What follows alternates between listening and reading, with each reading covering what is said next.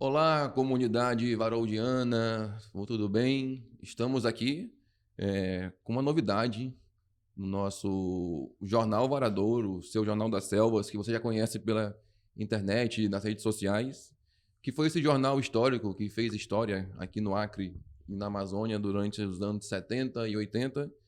E desde 2023 nós retomamos agora para a era da comunicação digital. E como um novo produto desse projeto, a gente inicia agora esse podcast, que é o Papo no Seringal. Aqui a gente vai trazer convidados e convidadas para tratarmos os mais diversos assuntos do Acre e da Amazônia, desde o meio ambiente, política, cultura, sociedade. E nesse nosso primeiro programa, nós estamos recebendo aqui o vereador André Camay, que foi recentemente eleito presidente do Partido dos Trabalhadores aqui no Acre. E aqui a gente vai poder aqui bater um papo sobre política, sobre o futuro e o presente da esquerda no Acre e outros assuntos mais. André, muito bem-vindo. Obrigado, irmão. Seja bem-vindo. Te agradeço. Por estrear aqui o nosso Papo no Seringal. Legal, legal. E gostaria que você pudesse também se apresentar um pouco. Sei que você já é conhecido. Falar um pouco sobre aí o teu histórico nesses últimos anos. Pô, Fábio, primeiro queria te parabenizar, cara, por ter retomado esse patrimônio da comunicação do Acre, que é o Varadouro, né? Que foi o esteio aí de movimentos tão importantes ao longo de décadas aí no Acre e que precisava, de fato, voltar para trazer esse debate tão importante que você faz, trazendo à tona questões fundamentais aí da sociedade, das questões da floresta, né? Você é um jornalista que eu tenho muita admiração pelo trabalho que sempre fez, muito ético, muito correto e muito determinado, muito militante nesse campo, né? Eu admiro mesmo o seu trabalho, então queria te agradecer pela oportunidade de estrear. É um privilégio você estrear um podcast como esse do Varadouro. Mas, como você falou, eu estou hoje na Câmara de Vereadores, sou vereador do Partido dos Trabalhadores e sou presidente regional, né, como a gente chama, mas estadual, né, do Partido dos Trabalhadores aqui no Acre. Eu já estou na militância política há muito tempo, né, desde dos 18, 20 anos eu já estava na militância, aliás, antes no movimento estudantil, mas depois tive a oportunidade de também ser dirigente do partido bem novo e depois tive muitas oportunidades tanto na Prefeitura de Rio Branco quanto no governo no período do nosso projeto, que estava governando o Acre e governando Rio Branco. Então eu fui assessor, fui secretário com o Angelim na prefeitura, fui assessor do governador Binho Marques, fui secretário do governador Tião Viana na área da articulação política e fui secretário da Casa Civil da Prefeitura de Rio Branco com o Marcos Alexandre. Naquele período eu era presidente do Diretório Municipal de Rio Branco, do PT, e o Marcos me convidou para participar com ele ali na equipe. E fui candidato lá em 2004. Minha primeira candidatura, e antes dessa, né? Ela foi lá em 2004, há 20 anos atrás, fui candidato a vereador, fui bem votado na época.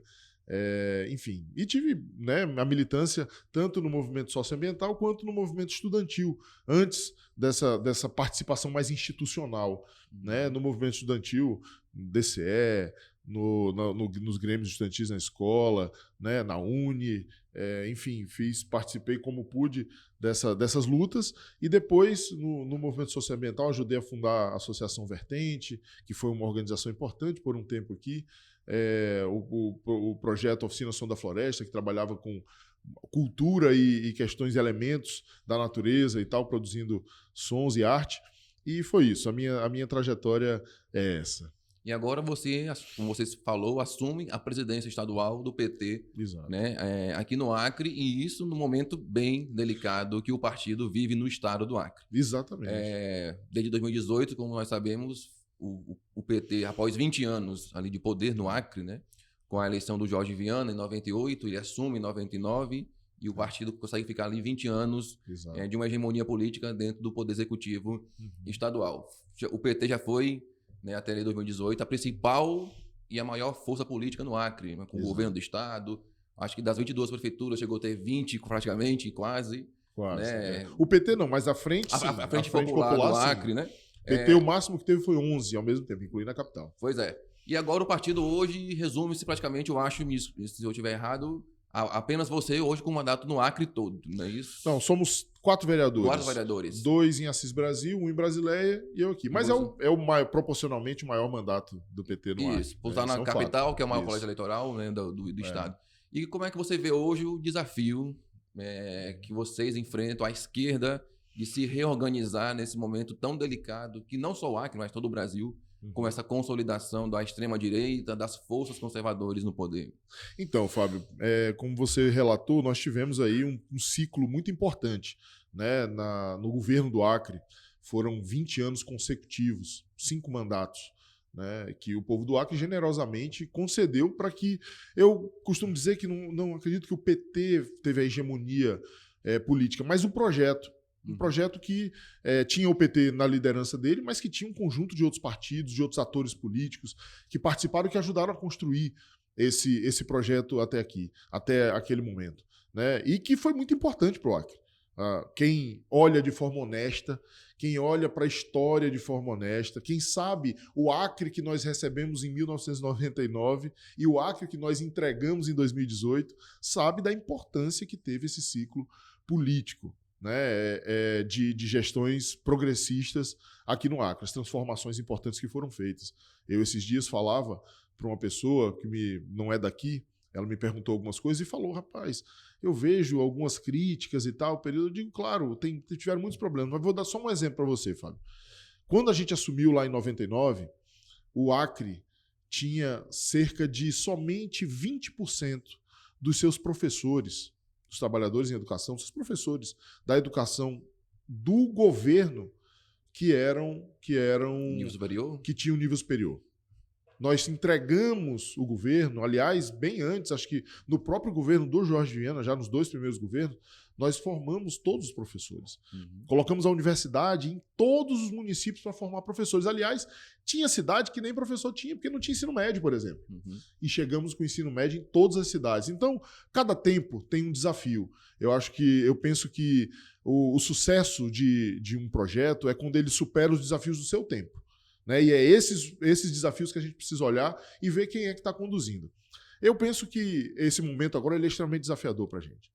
Primeiro porque o PT e as frentes progressistas no Brasil, desde 2013, quando começaram ali as jornadas de junho, sofreram uma ação muito contundente que contaminou a sociedade com relação a essas questões, ideologizou e politizou esse debate de forma mais profunda. E a gente vem aí com o advento das redes sociais, das fake news, de um monte de coisa que culminou no resultado que a gente teve, de toda essa agressão, essa violência política, né, que foi a política, não só ao PT, né, a gente culminou como resultado, para mim, ele é o ápice do resultado desse movimento, que foi a eleição do Jair Bolsonaro, que hoje nós estamos vendo aí sendo condenado, provavelmente condenado e preso, por uma tentativa de um golpe de Estado, de uma subversão completa da conquista que nós tivemos com a Constituição de 88 da democracia no Brasil, né? Que não para. Aliás, mesmo depois de perder a eleição, eles seguem tentando fazer com que uma nação estrangeira prejudique o povo brasileiro em detrimento dos seus próprios interesses.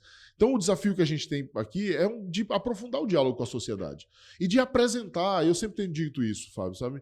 Acho que os nossos 20 anos de governo, eles foram uma referência importante, que trouxe para a pauta de um estado da Amazônia elementos como sustentabilidade, elementos como olhar para a floresta como um ativo da economia, elementos como a ideia e a necessidade de desenvolver as cidades da Amazônia, né? De a gente ter elementos de desenvolvimento, de ter um investimento público voltado para isso. E essa é uma referência importante para a gente. Mas nós temos o desafio agora de olhar quais são os desafios desse tempo, né? Os desafios do tempo anterior, nós vencemos boa parte deles, mas tem desafios que são desse tempo. Você falou em diálogo com a sociedade. Enquanto o partido esteve no poder, você acha que houve alguma falha nesse diálogo que levou a essa consolidação por exemplo, não sei, vamos dizer, do PT perder suas bases sociais, que foi ocupada pelas essas forças conservadoras, sobretudo as igrejas neopentecostais, que hoje no Brasil é o berço dessas forças conservadoras ligadas à direita, enfim. Sim. Houve alguma falha nesse sentido? Acredito que sim. Eu penso que nós nos voltamos tanto para a institucionalidade, para garantir que a gente tivesse política pública, para fazer os investimentos que era importante. Trouxemos quadros da sociedade que atuavam, que ajudavam a organizar o povo para dentro da institucionalidade, e nós talvez tenhamos parado de disputar as pessoas, a cabeça, o pensamento. Né? Eu vejo as pessoas falarem sobre doutrinação nas escolas. Se a gente tivesse feito doutrinação nas escolas, não estava vivendo o que nós estamos vivendo hoje. Uhum. Né? Então, na verdade, nós não fizemos. Nós não fizemos isso. Escola militar agora? Pois é, a gente poderia ter disputado mais esse pensamento da sociedade para um projeto político, que é importante que a gente tenha. Né? A extrema-direita tem feito isso. Né? Tem feito isso ao seu modo, que é natural de quem faz política e tal, mas nós precisamos fazer isso, e nós precisamos fazer isso agora. Entender que um dos problemas que nós tivemos, e uma das falhas que nós tivemos no nosso projeto político e não no nosso projeto de governo, foi ter dialogado pouco com a sociedade sob essa perspectiva de fato, que sociedade nós queremos. Né? Uhum. Eu participei essa semana, agora, Fábio, de um evento lá na OAB, sobre um PDL, que é um projeto de decreto legislativo, para sustar uma resolução do CNJ. A resolução do CNJ, ela tem a ideia simplesmente de humanizar a relação da justiça com as mulheres.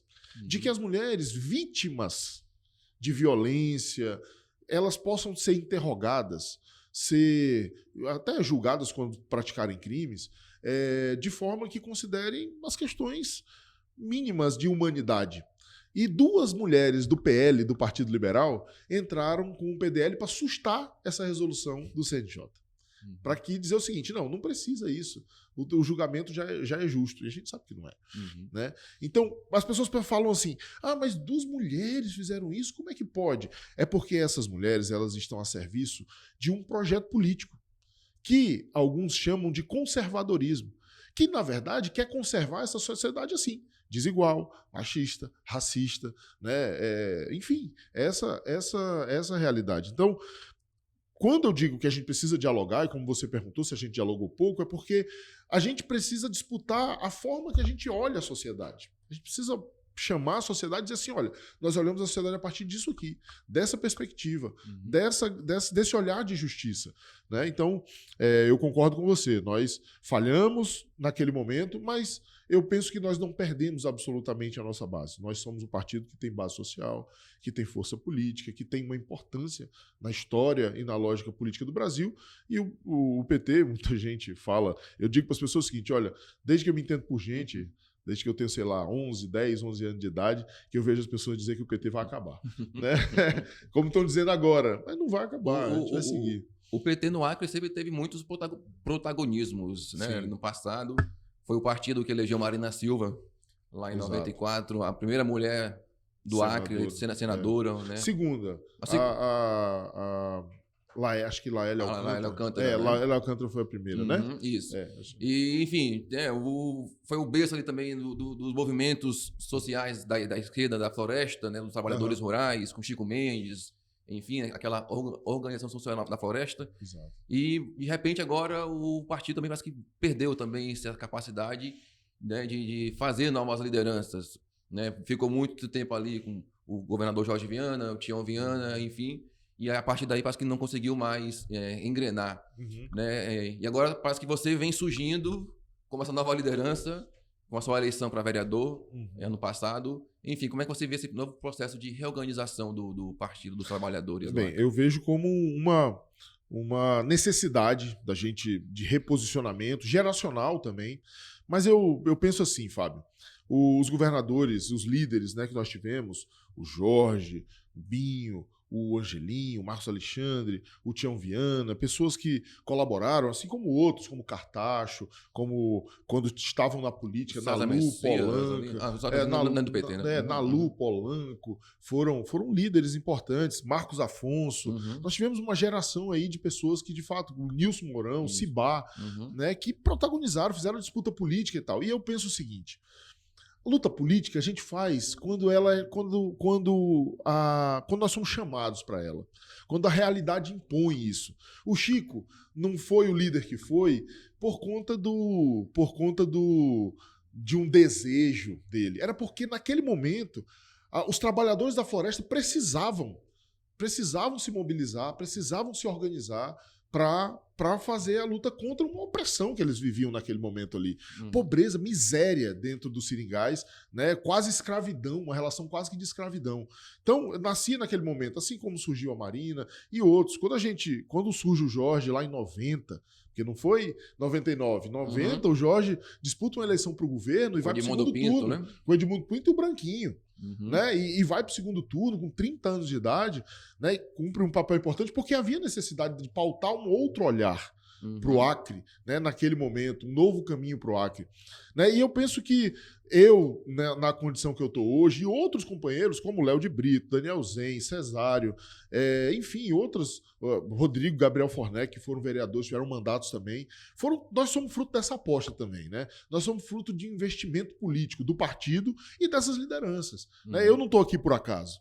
Né? Eu não estou aqui porque eu sou um cara legal e com um talento extraordinário. Posso ter algum talento para política, acho que até tenho, né? E para algumas questões, mas eu sou fruto de um investimento político. Né? Quando os governadores que me convidaram para participar dos governos, eles também estavam apostando em mim, né? Apostando na possibilidade de alguém que pudesse dar continuidade a esse projeto. Algumas pessoas perguntam assim, André, mas você vai ser candidato a outras coisas e tal, não sei o quê. Eu digo, cara, eu não tenho o direito de não ser, se eu for chamado. Porque eu sou fruto desse investimento. Eu estou aqui por um projeto político, né, que quer garantir aí justiça social. Então, eu vejo que a minha eleição ela foi um despertar novo, né, um momento novo. Foi coletivo. Né? Nós passamos 4 anos sem nenhum vereador na capital. Não estou falando só do PT. De ninguém do campo progressista. Da Frente Popular. Do que foi a Frente Popular, né? Frente Popular. E do campo progressista. Ninguém do PCdoB, ninguém do PV, ninguém do PSB. Ninguém. Entendeu? Nós sobrevivemos nesses 4 anos assim. E nós viemos agora e conseguimos eleger um mandato. Né? E eu senti na campanha que as pessoas desse campo, porque a sociedade tem uma parte de pessoas que se identificam com esse campo, que as pessoas disseram, não, a gente precisa ter alguém lá para fazer o debate.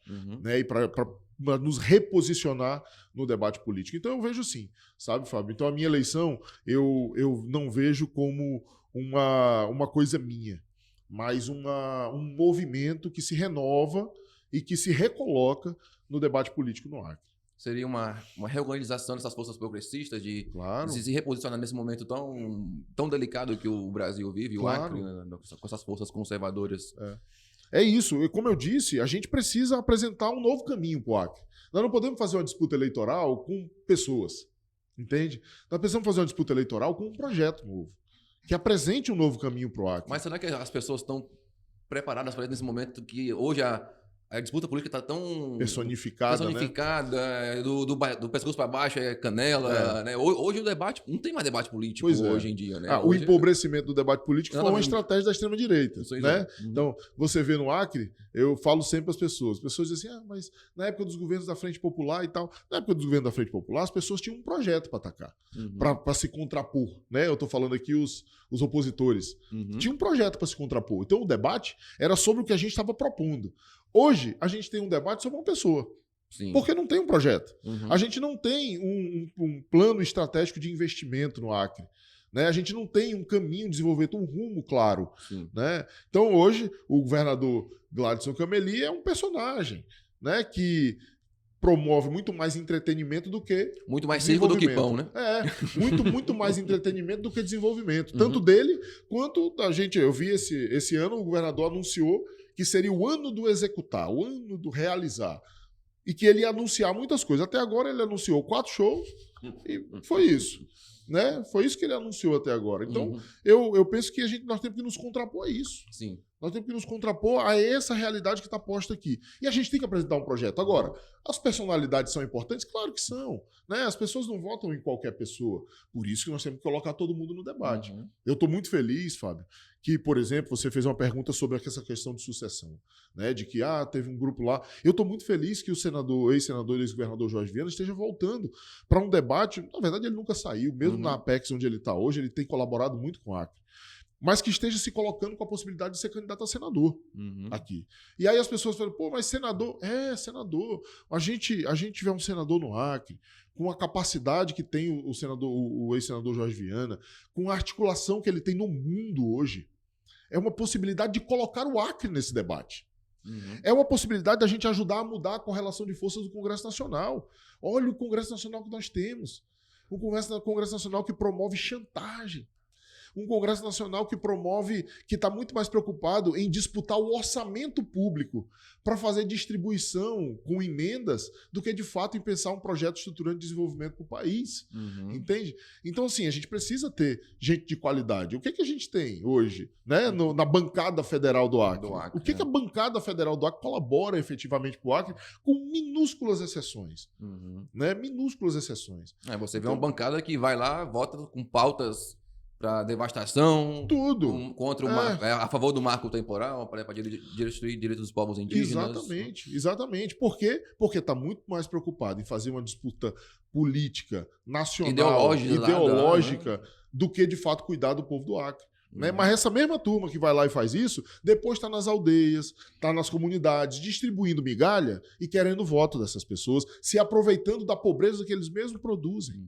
Entende? E culpando sempre a questão ambiental. E culpando a questão Marina ambiental. Silva pelo empobrecimento. Exatamente. Que não deixa produzir, não deixa... Não. E o que é também um discurso demagogo. Né? Se você pegar, eu vou te mandar, se você quiser colocar aqui depois, vou te mandar um mapa que foi feito que mostra o ciclo de desmatamento de 85 para cá.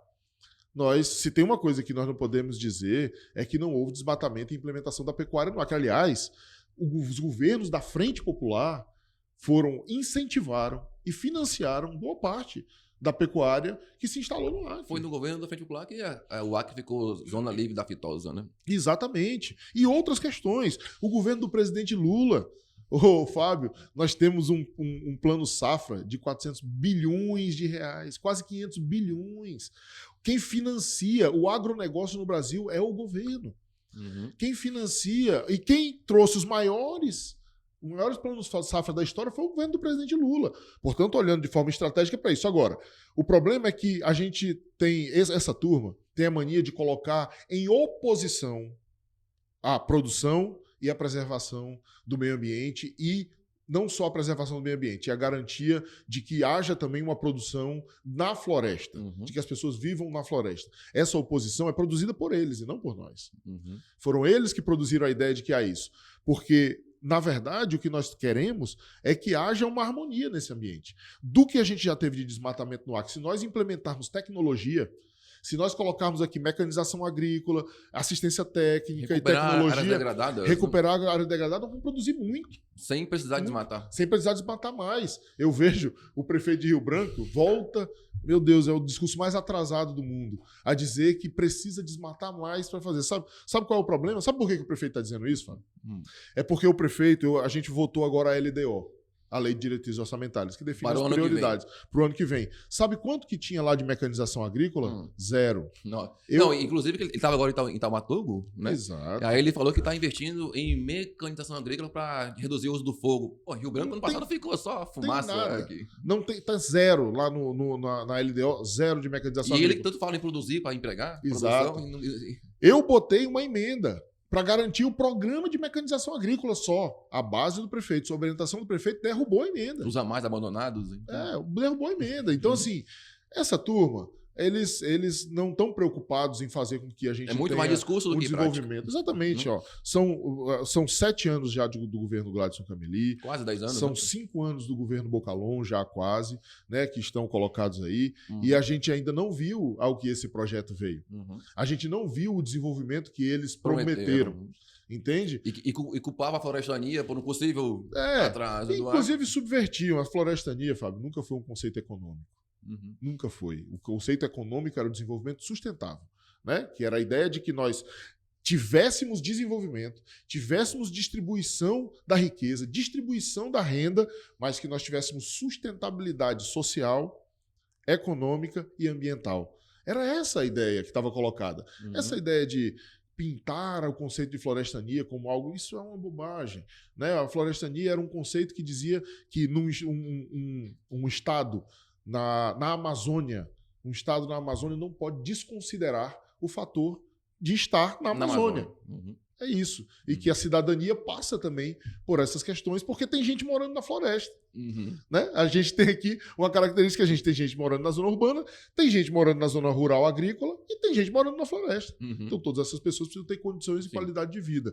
Né? Hoje, se você pegar um mapa que olhe o alto e o baixo Acre aqui, que é o mapa que eu vou te mandar, só sobrou a reserva de Cumendes. Sim, a última área de floresta. É a última área de floresta. Ainda quer desmatar, né? A densada que tem ali, e ela tem uma pressionada por pelo tudo. agronegócio. Exatamente. Então todas as outras áreas foram desmatadas e tal. Então nós não estamos discutindo aqui se a gente quer ou não quer produzir. Claro que quer.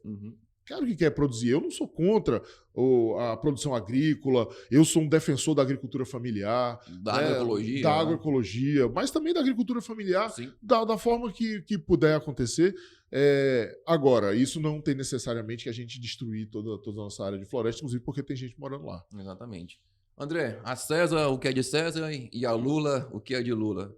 Por que o Lula, o presidente Lula, é tão odiado no Acre? Assim, a gente vê que, historicamente, ele sempre foi muito mal votado aqui no Acre, mesmo inclusive quando o PT estava no poder aqui no Acre, perdia para o Alckmin quando eles eram concorrentes, para Serra, para Aécio Neves. Né? O PT, na análise para presidente, sempre perdeu aqui. Sempre, né? sempre. Por que existe esse ranço, vamos dizer assim, do eleitorado acriano contra o Lula? Olha, Fábio, eu não consigo te explicar isso. Olha que eu já conversei com muita gente, já conversei com muita gente, já tentei entender, mas é uma coisa que eu não entendo. Mas assim, eu vejo que o presidente Lula ele só ganhou no Acre uma vez, que foi no segundo turno do segundo mandato. Foi 2006, não foi? Segundo turno do segundo mandato, 2006. Exatamente. Foi quando ele ganhou. Foi pro Alckmin, inclusive. Exato. Né? Ele ganhou ali o segundo turno. Aqui, né? No Acre. Ele foi o mais votado aqui. Fora isso, nunca aconteceu. E tem uma reação muito forte ainda. A gente sente nessa coisa. Mas sabe o que ainda me alenta? É que o presidente Lula não é um político desses que opera no governo a partir dos seus interesses meramente eleitorais.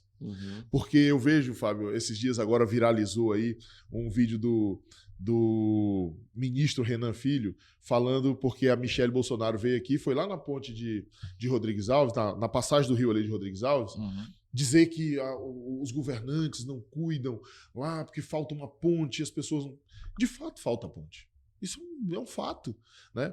O que ela não viu, o que ela não disse, é que o isolamento do Juruá ele tinha quase 700 quilômetros. Essa era a realidade do isolamento do Juruá quando a gente assumiu o governo do estado. A BR ia até Sena Madureira. Né? E mal ali, ia até Sena Madureira, né? Que foi o trecho que o Orley trabalhou e conseguiu chegar ali. Liberdade e Cruzeiro do Sul, né? E aí do Liberdade e Cruzeiro do Sul e ali aquele trecho até Sena Madureira. Sim. Então, assim, o isolamento, ele tinha quase 600 quilômetros. O presidente Lula, junto com o governador Jorge Viana, depois com o governador Binho, com a presidenta Dilma, que era secretária, ministra da Casa Civil na época, financiaram 100% dessa BR. E a gente conseguiu chegar com a BR de ponta a ponta, de Rio Branco a Cruzeiro do Sul, fazendo a integração completa do Acre. Só de Rio Branco até Cruzeiro tem 46 pontes. Tinha duas. Nós fizemos 44 pontes até lá. Então, o que eu tenho dito é o seguinte, nós resolvemos 600 quilômetros, ficou 100 metros para o Bolsonaro fazer. E em 4 anos ele não fez. E aí essa turma vem aqui, choramingar. Ela perdeu o tempo de ser solidária. O tempo de ser solidária com o povo de Rodrigues Alves era lá quando ele estava governando o Brasil. Agora, sabe o que vai acontecer? O presidente Lula vai fazer a ponte. Deixaram acabar a BR, né? Não fizeram 4 anos sem manutenção da rodovia. 4 anos de destruição. Eu vejo deputado do Acre esbravejando lá na BR. Agora teve um que foi lá... Né? E teve um que foi lá fazer um desafio pro ministro ir lá na BR. Eu imagino até que o ministro vá em algum momento. Que ele devia desafiar o governador Gladson. aí na BR? Porque o governador Gladson não anda na BR. Ele não anda de estrada, né? Pois é. Só anda de jatinho, né? O governador Gladson tem um contrato de 8,5 milhões de reais de um jatinho para ir de Rio Branco para Cruzeiro. Ele não passa na BR, ele não conhece a realidade da BR-364. De nenhuma estrada. De nenhuma estrada, entende? E assim como o Bolsonaro, que inaugurou uma ponte no Amazonas de madeira, de madeira, que a ponte custou 160 mil reais e ele gastou mais de 200 para ir lá fazer a inauguração, vem com esse discurso. Então, assim, se tem alguém que pensa o desenvolvimento do Acre, que investiu no desenvolvimento do Acre, fomos nós. Nós investimos de verdade, sabe? Nós integramos esse Estado, nós investimos na produção, nós investimos em tecnologia, nós reorganizamos o Estado, né? Para que a gente tivesse um Estado que funcionasse, garantisse política pública. Então, eu sou tranquilo com relação a isso. Mas voltando ao presidente Lula, eu vejo, o que eu vejo? O presidente Lula sempre perdeu, mas sempre investiu no Acre. Sempre investiu no Acre. Já botou, só na BR-364, em 2 anos, ele já botou 4 vezes mais do que o Bolsonaro botou em 4. Só na BR. Agora saiu o resultado do PAC Seleções. Acho que são 5 creches para o Acre, ônibus escolares, unidade de saúde, enfim, tanto investimento que a gente está recebendo, sabe? Brasil Sorridente, mais médico de volta, farmácia popular de volta, pé de meia acontecendo aqui, o Bolsa Família de novo integrado e garantindo fazer com que as pessoas saiam da pobreza. Enfim, Plano Safra chegando aqui para a agricultura familiar, investimento. Olha, eu vou te dar um dado, esse dado, cara, ele é escandaloso. A Conab, que coordena aí o PAA Nacional, o Programa de Compra de Alimentos, ela tinha no governo Bolsonaro cerca de 2 milhões de reais por ano de orçamento. 2. Sabe de onde é que vinha esse orçamento? De emenda parlamentar. Quem botava a maioria dessas emendas era o senador Petecão. O único. Colocava lá para garantir o funcionamento. Da Conab do Acre. Da Conab do Acre. Uhum. Hoje, a Conab tem 14 milhões sem emenda. Recursos próprios. Recursos próprios.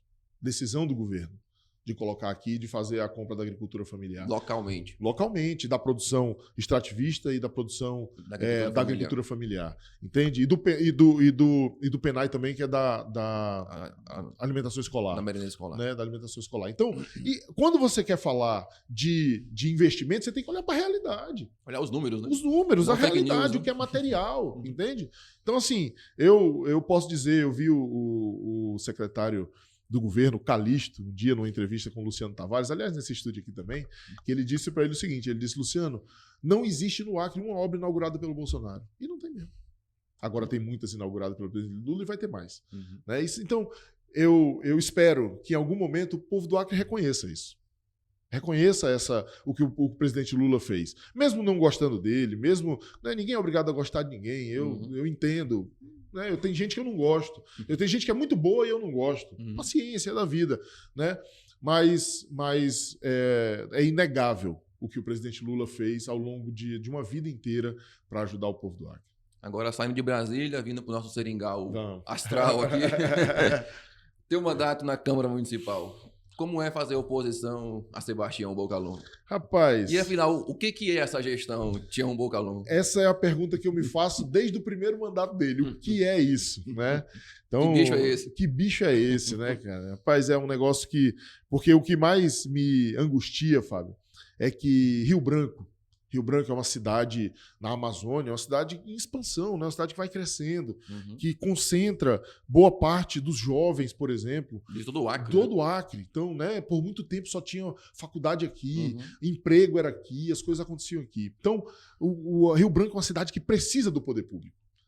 Né? As coisas precisam acontecer. E eu vejo que o prefeito Bocalon, desde que entrou na prefeitura, ele nunca se conformou em ser prefeito. O prefeito Bocalon, ele quer, na verdade, e agora ele está buscando isso, ele quer ser governador. Só que ele achou que a prefeitura de Rio Branco podia ser um mini-governo. E eu tive na prefeitura de Rio Branco. Governo, né? Exato. E quantas vezes a gente viu, agora não é mais o governo que faz obra, agora não sei quem faz obra, como se isso fosse uma vantagem. Ora, Rio Branco está dentro do Acre. Quem tinha que fazer obra grande aqui era o governo mesmo. Sim. Né? É a capital. É a capital, entendeu? Então o prefeito, ao invés de fazer uma boa parceria com o governo para que a gente tivesse bons investimentos, ficou disputando. Porque, na verdade, ele estava se autopromovendo, como ele faz sempre, só faz isso. Com viés eleitoral, né? Com viés eleitoral. Só faz isso, sempre foi. Nunca saiu do palanque. Nunca saiu, nunca desceu do palanque, pinta a cidade de azul, que é a cor do partido dele, né? Investe numa ponte por cima de um cruzamento para botar o seu próprio nome, né, lá naquela passarela. E se você imaginar, você gasta quase 20 milhões de reais num lugar daquele. De recurso próprio, né? De recurso próprio. Aí você entra em qualquer bairro. Eu fui num bairro, Fábio, que chama... depois do Caladinho ali. Vista Linda. Parte alta. Parte alta. Depois do Caladinho. Um bairro que tem 6 anos de consolidação. Novo bairro. Não tem água encanada dentro de Rio Branco. Como é que eu posso dizer que é prioridade pegar 20 milhões de reais e investir numa passarela para passar por cima de um cruzamento, quando tem um bairro que tem 6 mil famílias e não tem água?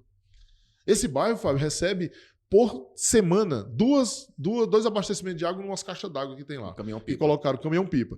São 15 mil litros de água. Se você dividir 6 mil 6 mil por 15 mil, vai dar 25 litros de água por pessoa, por família. Isso vai passar Vai passar dia... 4 dias, 3 dias. Nesse calor, então, agora, hein? 3 dias. 25 litros de água, um galão de água. Desse que a gente compra. De água mineral. De água mineral. Entendeu? É isso que uma família tem direito ali. Então, assim, infelizmente, o prefeito nunca conseguiu se conectar com a realidade de Rio Branco. Ele não anda na cidade, parece?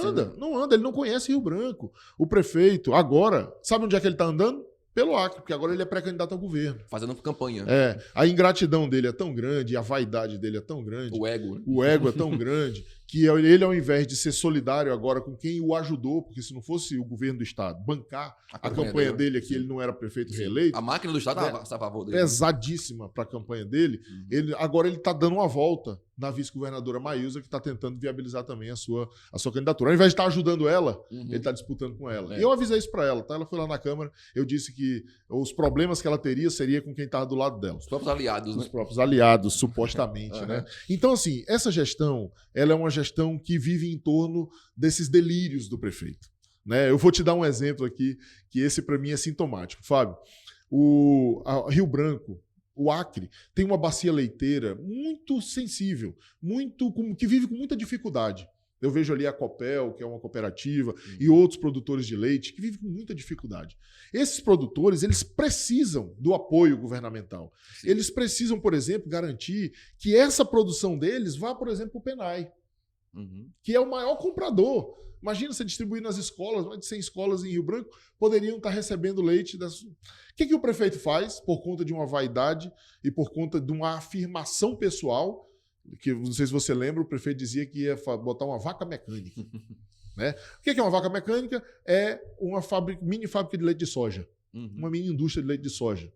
E o prefeito, ao invés de pegar tudo que ele podia para fortalecer a bacia leiteira, dando assistência técnica, dando mecanização, dando tecnologia, ramal, para que esses produtores pudessem fornecer leite e viver bem dessa produção, ele preferiu criar uma concorrência. Ele está construindo uma fábrica de leite de soja lá na Ceasa, estatal, com dinheiro público, para produzir leite de soja, para dar para as crianças das escolas. Fábio, eu não sei se você já tomou leite de soja mesmo, mas eu já provei. Eu não conseguiria tomar aquilo nunca na minha vida. Agora, você colocar isso, obrigar as crianças. Além disso, sabemos nós aqui, não sejamos hipócritas, a soja, para ser produzida, usa muito defensivo, muito veneno. Nós vamos dar veneno e vamos dar um leite de baixíssima qualidade nutricional e de sabor péssimo para as crianças por conta de uma vaidade do prefeito. Tirar a possibilidade de botar o dinheiro do Penai no bolso do trabalhador para financiar uma estrutura estatal. Meu Deus, de onde que alguém tira uma ideia dessa? Ideia mirabolante dessa. Ideia mirabolante dessa, mas ele fez. Gastou dinheiro público com isso.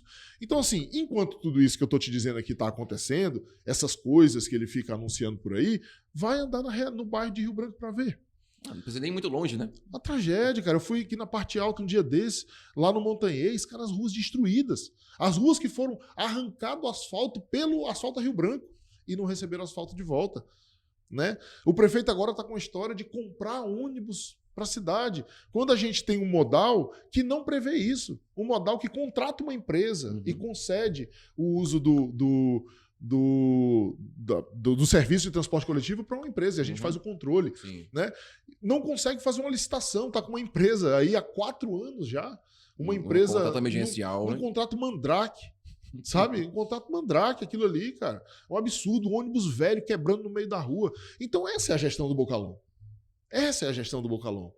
É uma gestão que não se conecta Não tem com a projetos, realidade. não tem... Não se conecta com a realidade do povo de Rio Branco. Esse ano, Fábio, anote o que eu estou dizendo aqui. Você que está em casa, anote o que eu estou lhe dizendo. Esse ano vai ser um ano de quase abandono da cidade de Rio Branco. Quase abandono, porque não tem dinheiro. Não tem dinheiro. O prefeito que se gabava que tinha quase R$500 milhão guardado, Em caixa. acabou de publicar um decreto de contingenciamento de recursos. Essa é a realidade de Rio Branco. Por quê? Porque teve uma verdadeira farra de utilização do dinheiro público para fazer obra eleitoreira que não serve para nada. Exatamente. Que não muda a realidade das pessoas. Não tem impacto na vida do Nenhuma. cidadão. Imagina você pegar R$140 milhões de empréstimo para fazer tapa-buraco, Fábio. Dinheiro de empréstimo, Tapa-buraco. né? Tapa-buraco é um dinheiro que você faz com recurso próprio. Eu não sou contra empréstimo. Vou dizendo aqui para você. Eu não sou contra financiamento. Aliás, a Prefeitura de Rio Branco, graças ao Angelim, que fez um trabalho extraordinário de recuperação das contas de Rio Branco, tem hoje margem fiscal para adquirir empréstimo. Muita margem fiscal. Muita. Depois, tanto o Marcos quanto a Socorro garantiram esse equilíbrio fiscal. Tivemos poucos empréstimos, então a Prefeitura tem. Eu não sou contra. Agora, para que você pega empréstimo? Para fazer obra estruturante, que vai mudar a realidade, que vai ser um empreendimento que muda a realidade das pessoas. Agora, você pegar empréstimo para fazer tapa-buraco, irmão, é uma brincadeira. É uma brincadeira. Então, é isso. É essa a realidade que a gente vive aqui na cidade de Rio Branco, infelizmente. E fazer oposição a isso é denunciar isso o tempo todo. É denunciar. Uma pena que ele tenha a maioria absoluta da Câmara que faz o que ele manda. Né? Hoje, para você ter uma ideia, eu apresentei 30 emendas para a LDO.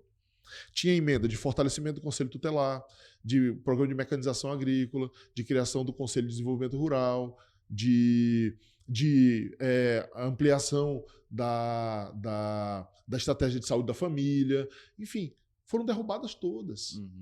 Reprovadas todas. Por quê? Porque a orientação da Prefeitura não era melhorar a LDO. A orientação da Prefeitura era derrotar a oposição. Sim. Agora, para a gente encerrar o nosso bate-papo, que está muito bom, vamos falar de futuro. A gente vive assim, parece que um momento, quando a gente olha perspectivas políticas para o futuro do Acre, a gente vê assim, não vislumbra muita esperança de melhorias a médio e a curto prazo. Talvez a longo ou longuíssimo prazo. E você, como é que você avalia o nosso futuro político? Temos expectativa de melhorar, da gente sair um pouco desse buraco na qual nós nos metemos, de voltarmos a ser um estado normal, a termos um governo, né, e não um desgoverno. Qual a tua avaliação sobre o futuro? Fábio, eu tenho adotado, os meninos da comunicação que trabalham comigo, eles sabem, eu adotei um slogan que chama Um Acre Sem Futuro, que é o que eu penso que seja esse projeto que hoje governa o Acre. Esse projeto que governa o Acre hoje, ele é o demolidor, é o destruidor do futuro do Acre. O resultado disso é que mais de 40 mil pessoas foram embora do Acre nos últimos 5 anos. Nos últimos 7 anos. No caso, uma diáspora, né? 40 êxodo. mil pessoas, você imagina isso? Eu acho que nenhum outro município no Acre tem essa população. Talvez Cruzeiro, não sei, não lembro de cabeça exatamente qual a população de Cruzeiro, mas um município inteiro do Acre foi embora. Porque não vê perspectiva. Porque olha para o futuro e diz, cara, isso aqui não vai dar em nada. E são os mais jovens que estão indo embora, né? Os mais jovens. São dois tipos de pessoas, duas pessoas. São os mais jovens procurando futuro e os mais velhos procurando qualidade de vida. Se aposentaram e querem buscar qualidade de vida. Né? Quando nós já tivemos um momento em que as pessoas estavam vindo para o Acre. Exatamente. Nós tivemos um momento em que muita gente veio para o Acre para trabalhar, porque tinha uma esperança no coração de que o Acre poderia ser um lugar melhor, pessoas um que lugar vêm de São bacana. Paulo, né? De grandes Exato. centros, né? E que ia ser um lugar novo, uma coisa bacana, na floresta, na Amazônia e tal, né? Que conseguia conciliar essa coisa da produção com a floresta e tal. Enfim, essa perspectiva aconteceu. E aí, nesses últimos anos, nós tivemos um êxodo das pessoas indo embora. Isso é o Acre sem futuro que eu falo, né? É um Acre que é quase campeão de feminicídio no Brasil. É um Acre que não gera emprego e oportunidade para os seus jovens. Né? Enfim, esse é o Acre que a gente está vendo aí. Mas eu lhe digo o seguinte, costumo usar essa formulação do Ariano Suassuna. Assim como o Ariano Suassuna, poeta pernambucano extraordinário, né? Eu sou um realista esperançoso, sempre. Eu gosto de lidar com a realidade ela é realmente muito difícil.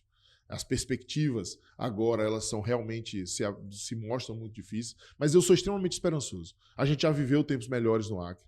E eu tenho certeza que se a gente conseguir construir um bom diálogo com a sociedade, formular um bom caminho, um bom projeto, né, apresentar projetos e perspectivas que se conectem com a realidade, com as necessidades do povo desse tempo, nós vamos conseguir ir mudando essa realidade.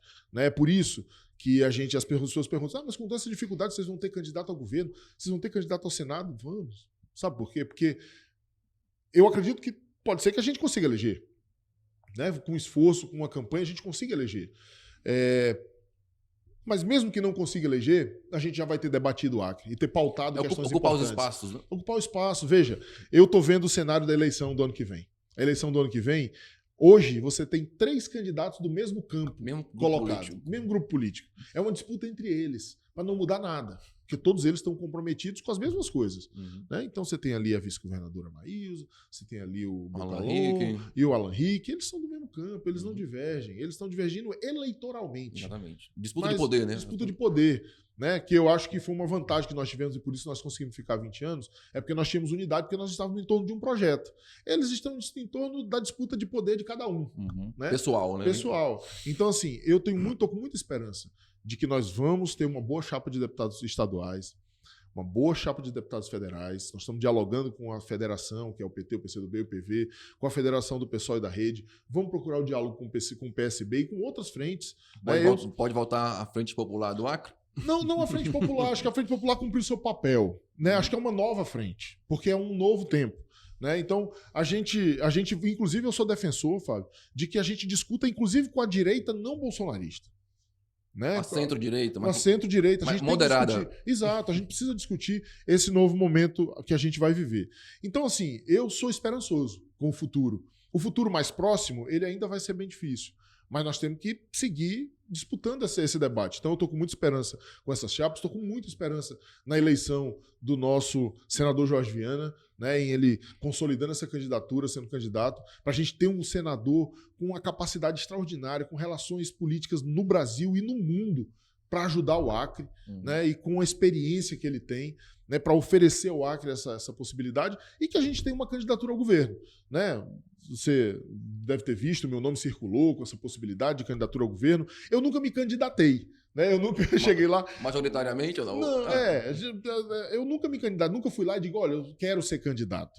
Né? Essa foi uma coisa que veio da imprensa, de alguns setores da sociedade e tal. E por isso eu não tenho retirado. Talvez seja porque o seu nome seja com menos rejeição dentro da pode esquerda. Ser, e esteja em evidência. Uma nova agora, liderança né? surgindo. Em evidência. Mas assim, aí se você me perguntar, mas André, você vai ser candidato?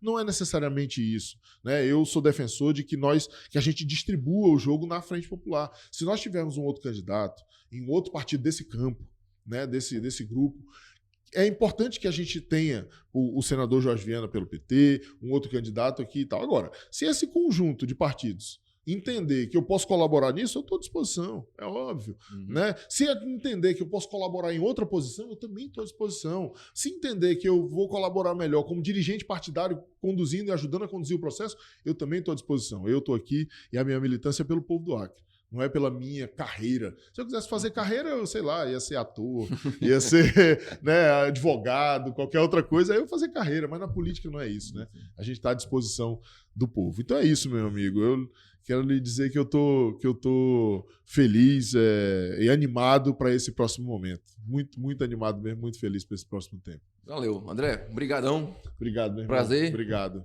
Obrigado por ter aceito o convite para estrear aqui o nosso eu Papo no Seringal. Me sinto honrado demais, cara, esse Papo no Seringal aqui. A retomada do Jornal da Selva, né? Esse jornal tão importante aí para a história do Acre. E com certeza nós também somos esse campo aqui de resistência, né? De tentar trazer um pouco de luz a esse debate e colocar enfim, tentar despertar a sociedade acriana para que o Acre volte um dia a ser Acre novamente. É isso aí, é isso aí. Então é isso, pessoal.